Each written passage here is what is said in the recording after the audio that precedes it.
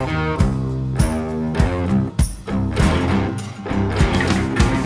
going on, guys? It's JR, Alana, and Kevin on another edition of Tailgate Talk with our boy Chris Bandi, who is visiting. How are you, sir? I'm doing well. How are you? I'm doing all right, man. We're glad to see you and meet you in person. Absolutely. Thanks for making the time. This is incredible. It's a little sparkle of the light at the end of the tunnel. Right. Getting out, playing shows, a little bit of normalcy. So thanks for making the time. I'll be honest with you. Before 2020, we didn't let artists in the building before that either. Really? Yeah, okay. Good. Always bring them out out here? to the grass. Good. No, just kidding. So how's everything going with you, man? Everything is going well. We've been on this radio tour. This is our third week out. We're going through the beginning of December. It's just been awesome to play music again. We got shut down in March like everybody else, and I've been home. And I think it was, my girlfriend was starting to miss me a little bit, you know, in March, and then we got home, and the third week at home, she said, hey, do you think you can like book one of those drive-ins or something? Go play anywhere? Anywhere at all. Somebody's garage, Yes. whatever, yeah. And just get out of the house. Just please get out of the house. How long y'all been dating?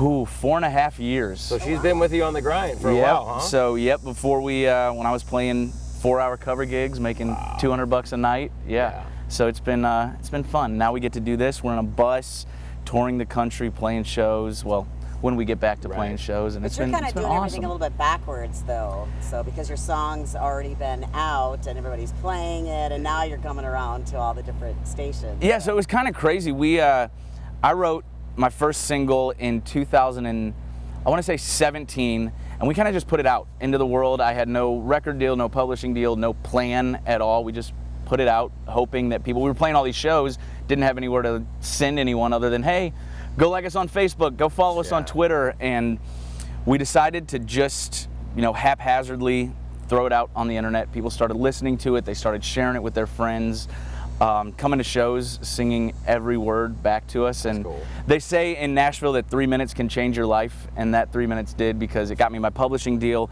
ultimately got me my record deal, let me continue to tour this amazing country, and it was my first single to country radio. Wow. Yeah. What would you say you're defining 3 minutes were? Do you know? Am I defining 3 minutes? We'll get back to you on that.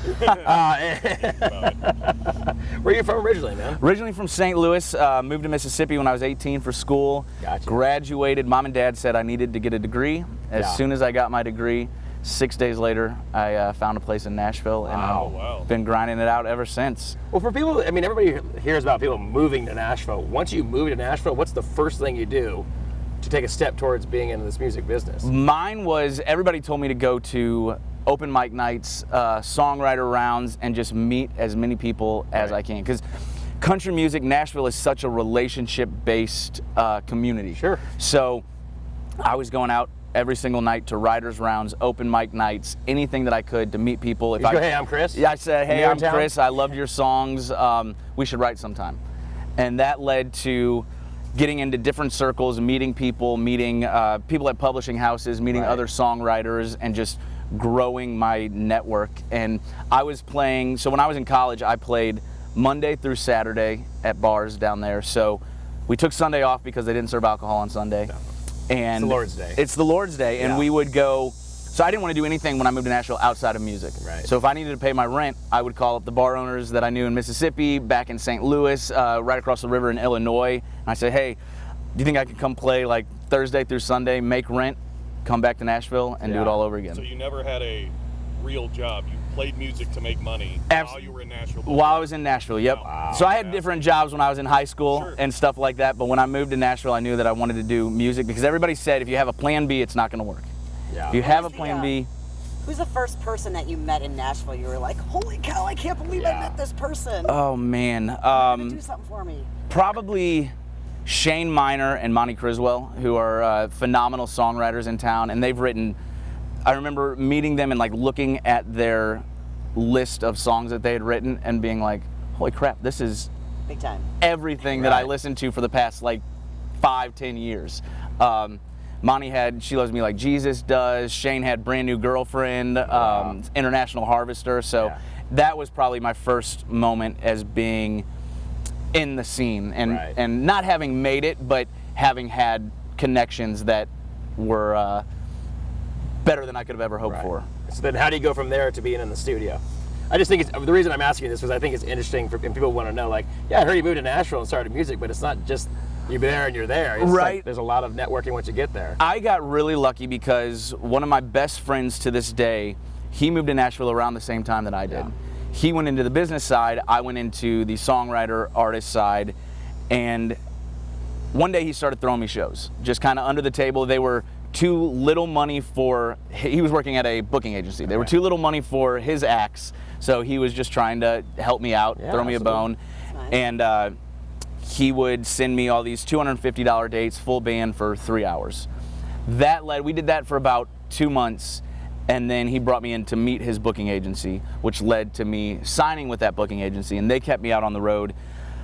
From 2015 to 2018, we were out almost every single weekend. I think 2018 we were home Thanksgiving and Christmas. Oh, wow. Everything else was out on the road, and they'd take it kind of, it was like a trial base period with some of these bars. So they'd say, all right, the guy who owns this big bar in Nashville, he's got this little bar about 45 minutes south of Nashville, and he wants you to play there for like $300, but if he likes you, he's going to have you back playing for X amount the next time you come on, like a Saturday. $310. $310. And so we did that for the first year, just that trial base in a Tahoe with 4 or 5 guys just traveling the country. And what was awesome was the next time we'd go back, it was like St. Patty's Day in Savannah, Georgia, New Year's Eve at some place. We played Augusta during Masters Week. Oh, wow. So we were playing all of these awesome weekends.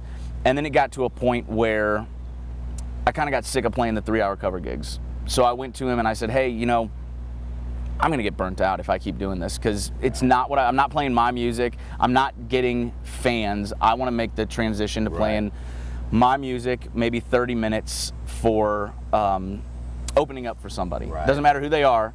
I just want to be in front of an audience that is there to listen to music and not there to just get drunk. Yeah. That's when he met Carrot Top, everybody. Yep. That was very exciting that he no. And so that transition pretty much started everything, started the ball rolling with getting into the studio, meeting my producer, and that guy who was booking all my shows, he moved to management 2 years ago, and they started with this little unknown guy, Jimmy Allen. Since then, signed another, I won't say little guy, Matt Stell. Oh, yeah. Was he 6'9" or something like that? Yeah. And then last summer, they came to me and they said, hey, we've got this management group. We're up and running with Jimmy. We're up and running with Matt. And we've got room for one more. We think, we want that to be you. Man. And I said, I knew that I wanted to work with Brendan since we were booking shows, making no money. And it was awesome that they called me in and they said, actually, we've gotten really close with Barry Weiss out of New York, who is the label head working with Matt. And they said, I think, he's ready to make you an offer for a record deal if that's the avenue that you want to take. And I said, absolutely. I'd like to see what the contract looks like, what we're going to be, signing my life away with. Sure. And it worked so much faster than anything I've ever done in Nashville. We had that management meeting on a Friday. Barry flew in on a Tuesday, and my lawyer had the contract on Thursday. Nice. Wow. So it moved pretty quickly, and then, we've been grinding out on the road. We got in the studio last year and recorded my first debut EP, which came out in May. And this year's been a little different. We haven't been able to really tour on the EP, tour on the singles, but just having this opportunity and this team behind me has been incredible. So you talk about getting to that point of getting your record deal, and you've been playing these cover gigs. Now it's the Chris Bandi show, not the band that's coming to do cover gigs. You go into the studio for the first time, you realize all the people now that are involved and all that. Is there a lot of pressure there for you? Like you're like, okay, this is really happening, and now a lot of people are depending on me. Yes, there is. So we would get in the studio. I write for a company called BMG, and when we would write songs, they've done a few things. They've done a few things. When we would write songs, we'd have a demo session to demo them out and have other artists try to cut them and stuff like that. So it wasn't my first dabble in the studio, but the fact that it's my songs, it's songs that I've written, they're my babies, it is kind of nerve-wracking because, you pour your heart and soul into this song and then ship it out into the world, hoping that, nobody's going to make fun of your kids. Yeah, that's awesome. So said you did cover shows before. Obviously, you started doing your own stuff. So, do you still do covers in your shows? Oh, yeah. And what is your go-to cover song? This year we did "Gives You Hell" by All American Rejects. Oh wow! Okay. And it was crazy Gives you because hell. so we didn't know that was just a song that I loved growing yeah. up, and we needed to fill 45 minutes, and we had about 40, and we were sitting there thinking obscure covers that you're not going to hear every day on Broadway. Right. And so I started singing Broadway Nashville. By Broadway the way, just to Nashville. make sure you know that he's on a show too. Yeah, Singer. we're not busting out Hamilton yet. Yeah. But I knew that I wanted to do something unique, and I just started singing "Gives You Hell," That's and the awesome. whole band kind of looked at me and they were like, "Yes." Absolutely. And so we're playing these country gigs, and we bust out with like a early 2000s pop punk song, Oh, yeah. and we didn't know how it was going to go. We thought people were going to start throwing tomatoes, No. but everyone just starts singing at the top of their lungs. Everybody Yeah. knows it, and I think that goes to show that, you know, our generation wasn't confined to certain genres. Right. You know, we listened to everything because we had, you know, iPods and stuff like that. It wasn't like we got one station in our small town. Right. We could go through everything, and it kind of blurs the genre lines, and we've noticed that For sure. in our live shows, and it's been pretty cool to see that. Fun. Follow up to his question: what's the song that everybody loves to hear you cover, but you hate playing? Oh man. So we don't do Wagon Wheel. We don't do Wonderwall. Those are the two. I hate when people yell Freebird, and that was a Yeah. lot in the cover gigs. You're gonna get that from Step Brothers too. Yes. By the way, away from that line. We there's always one guy that'll yell, Yeah. play Freebird, Yeah. or girl, but it's usually a drunk guy. I think there really haven't been any that I hate playing because I would have just added a new one. Right. We did get in trouble one time in Augusta, Georgia, because we finished on what the bar owner called a slow Garth Brooks song. And for that entire year, our last song was Friends in Low Places. Oh yeah. And How dare you? What a small hit that was. I remember thinking, like, he called my booking agent and was like, you know, the show was good, but they ended on such a low energy Garth Brooks song. And I was like, Garth closes his show out with that slow Garth Brooks song for the last 20 years, and nobody That's seemed his to care. encore, for crying out loud. So that was kind of funny. But yeah, there really aren't any that I've hated playing. Right. Very cool.